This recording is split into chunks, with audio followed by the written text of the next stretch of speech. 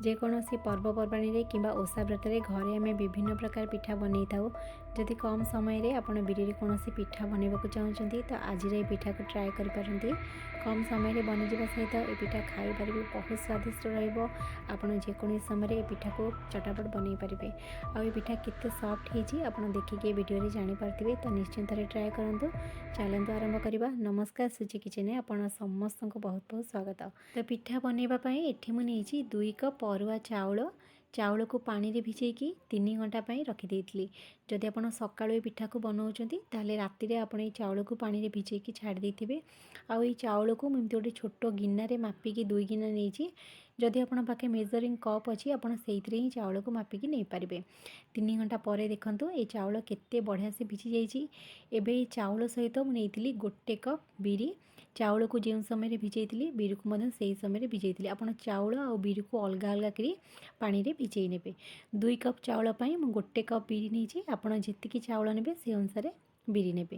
बिरी आ चाउल को भल कि 2 ରୁ 3 थर धोइबा। धोई सारा पर गोटे छणारे छाणिकी रखिनबा जमती बिरी आ चाउल रे किछि भी पानी न रुए।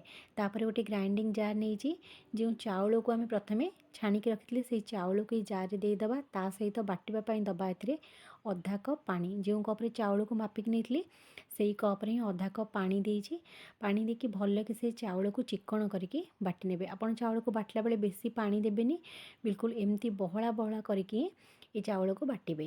तापरे ये बटा चाउल को गोटे जगार बाहर करनबा। आपन चाउल को बाटी केमती पिठा बनै पारिबे, न चाउल चूना को बनैकरी आपन आज रे पिठा को भी बनै पारिबे।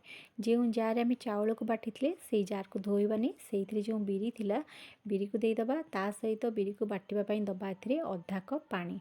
आपन बेसी पानी देबेनी, जो कप्रे बिरी को मापिकी नहीं से कप्रे ही अधा कप पानी देकी भल कि से बिरी को चिक्कण करके बाटी नेबे। बिरी को आपन जिते चिक्कण करके बाटिबे देखिए पिठा सेते बढ़िया से फुलिबो आ पिठा खाई बारे भी भल लागिबो। एबे बिरी बटा को अलग गोटे बाउल रे काढ नबा। चाउल सहित बिरी बटा को मिसेबेनी। आउ बिरी को बिल्कुल एमती बहला बहला करके बाटिबे, जेमती आपन वीडियो रे देखि पारथिबे। सेम सेमती बिरी को बहला बहला कई बाटिबे। तापरे ये जो बिरीर बैटर अच्छी ये बैटर को 3 ରୁ 4 मिनिट पर्यंत भल भाव में आम फेंटी नबा। आपड़ एमती स्पून साहाଯ୍य हो कि हाथ साहाଯ୍य भल भाव ये जो बैटर को फेंटे, जहाद्वारा जो पिठा बनब पिठा भी भल कि से फुलब आ पिठा खाइबारे भी भल लगे। पाखापाखि 3 मिनिट होइगला। ये देखु ये बैटर केते सॉफ्ट बनीगला। एबे जो आम चाउल को बाटिक रखी से चाउल बटा को ये बिरी बटा सहित मिसई नबा। ता सहित ये दबा स्वाद अनुसार लुण। पिठा टिके कम लुण रहिले ही भल लगे, से आपड़ ये अल्प लुण देबे। लुण पकई सारिकी पुणी 3 ରୁ 4 मिनिट पर्यंत भल भाव में बैटर को आउ थे फेंटी नबा। टोटाल आमको 6 मिनिट लगे। 6 मिनिट भितर ये जो बैटर अच्छे देखिए बैटर बिल्कुल प्रस्तुत हो। ये देखु पाखापाखि 6 मिनिट होइगला। ये बैटर भी भल कि से बनीगला। ये बैटर को आप बेसी पतला करेंगे कि याठार बेसी आउ बहला करेंगे, बिल्कुल एमती ही रखिए। तापर ये बैटर को आम कभर करनबा। कभर करके छाड़ीदबा 10 ରୁ 15 मिनिट पर्यंत।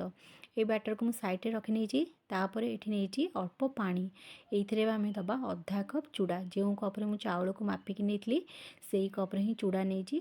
चूड़ा को पानी रे पकेकी 2 ରୁ 3 थर धोई नबा। तापर पुणी भल पानी रे ये चूड़ा को भिजेकी छाड़ीदेबा 10 मिनिट पर्यंत। से समय भितर गैस पर गोटे कड़े बसई। कड़े भल भाव गरम होगा 2 कप कोरा नड़िया। जो कप्रे मुझे चाउल को मापिक नहीं से कप्रे ही कोरा नड़िया देजी। नड़िया सहित ये मिसेबा आम अधा कप गुड़। आपड़ गुड़ बदल में ये अधा कप चीनी भी दे पारती, किंतु जेबे भी पिठापाई आप नड़िया पुर बनाऊँच चीनी बदल में गुड़ रे बनातु, देखिए पुर टेस्ट बहुत भल आसीबो। मीडियम टू हाई फ्लेम रे नड़िया को 5 ରୁ 6 मिनिट पर्यंत हल्का आग भाजवा। 2 ରୁ 3 मिनिट पर देखिए कि गुड़ धीरे धीरे मेल्ट हवा स्टार्ट हो। आपड़ ये नड़िया पर जी मिठा चाहते से अनुसार गुड़ ऐड करेंगे। मु 2 कप कोरा नड़िया अधा कप गुड़ देती। आपड़ जी नड़िया नौकरी से अनुसार गुड़ देवे। 3 मिनिट खंडे होइगला। नड़िया भी भाजी हुई आसला आ गुड़ भी भल भाव में मेल्ट होगा। यही समय कौन करेंगे ना, जो चूड़ा को आम पानी रे भिजिक रखी चूड़ा को भल कि आगे छाणी नबा। छाणिकी बिल्कुल एमती सुखिला करके ये चूड़ा को नड़िया पुर सहित मिसेकी मीडियम टू हाई फ्लेम रे पुणी 2 ରୁ 3 मिनिट पर्यंत भाजवा। 2 मिनिट पर आपण पुर को अल्प टिके हाथ रे नहीं देखिए। जदि पुर हाथ को अठा अठा लगुए ताहले जानिबे कि नड़िया पुर बिल्कुल बनी जाइए। ये देखो पाखापाखि 3 मिनिट खंडे होईगला। एबे ये मु देइछि आधा छोट चामच गुजराती गुंड। गुजराती गुंड देले पुरे बहुत बढ़िया बास्ना आसता है और पिठा खाई पारि भी भल लगी था। गुजराती गुंड पकई सारिकी पुणी 1 मिनिट पर्यंत ये हाई फ्लेम रे मुझे पुर को भाजी नहीं। ये देखो ये पुर बिल्कुल बनीगला। एबे आमे गैस फ्लेम को ऑफ करनेबा आउ ये नड़िया पुर को ठंडा होगा को छाड़देबा। 6 ରୁ 7 मिनिट पर ये नड़िया पुर ठंडा हो। नड़िया पुर को भल भाव ठंडा करेंगे। जेबे भी नड़िया पुर हल्का हल्का उषुम थी से अल्प टिके आपण पानी हाथ करेंगे। पानी हाथ करके नड़िया पुर अल्प अल्प नहीं जमती आप नड़ियार कोरा बनाती ठीक सेमती ये बनइबे। ये वीडियो आप देखिपे सेम सेमती आप नड़ियार कोरा बनई ने आ बिल्कुल छोट छोट कोरा जमती बनाती सेमती ही बनइबे। सबू नड़िया कोरा को प्रथमे आमे बनईके रखी नबा। तापरे आमे जो बैटर बनई से बैटर देखो केते बहला हो गलानी। एबे एइथिरे मु 4 ରୁ 5 चामच पानी देइछि। आपण देखिके ए बैटर अल्प पानी देबे, बेसी पानिया करिवेनी। पानी देकी भल कि से बैटर को आउ टिके फेंटी नेबे।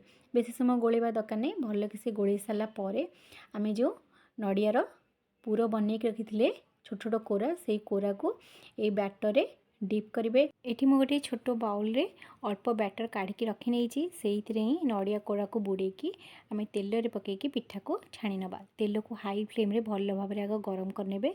आउ ये पिठा को छाणीबा समय रे गैस फ्लेम को मीडियम रखी पिठा को छाणीबे। द्वारा पिठा बेसी तेल बनी पिठा बहुत से फुलिबो। ये देखो ये जो बिरीर पिठा अच्छी केते बढ़िया से फुलुची। आउ ये पिठार कलर भी बहुत बढ़िया देखा। जदि आपण मानक मो रेसिपी वीडियो भल लगुए ताहले वीडियो गोटे लाइक करेंगे। चैनल नुआ चैनल को सब्सक्राइब करने। जदि फेसबुक देखुं ताहले फॉलो करने को जमार भी भूलें। आउ रेसिपी केमती लगिला निश्चित जनइबे। आम फास्ट बैच जो पिठा पकई देखु बनीगला। एबे पिठा को छाणिकी गोटे प्लेट रे बाहर कर नहीं। आउ जो सब पिठा थिला सब सेम प्रोसेस रे आम नड़िया कोरा को जो बैटर रे बुड़ेकी पिठा को पकईकी छाणी नबा। देखो केते कम समय रे ये पिठा प्रस्तुत हो गला। सबू पिठा ये बनीगला। आपड़ सेम प्रोसेस से सबू पिठा को बनईकी रखी नेबे। तो बिरी रे तैयारी ये पिठा को आपड़ जेकोसी पर्वपर्वाणी हो कि ओषा व्रत रे बनई पारिबे। ये पिठा खाइबारे बहुत स्वादिष्ट रहिबो, बहुत नरम भी रहिबो। ये देखो पिठा केते बढ़िया देखा। आ मैं पिठा को गोटे भांगिकी आपन को देखाऊँ। देखो केते नरम है पिठा। ये पिठार जो ऊपर लेयर अच्छी बिल्कुल पतला अच्छी जहाँद्वारा पिठा खाइबारे बहुत भल लगे। तो आप घरे निश्चित पिठा को थे बनातु।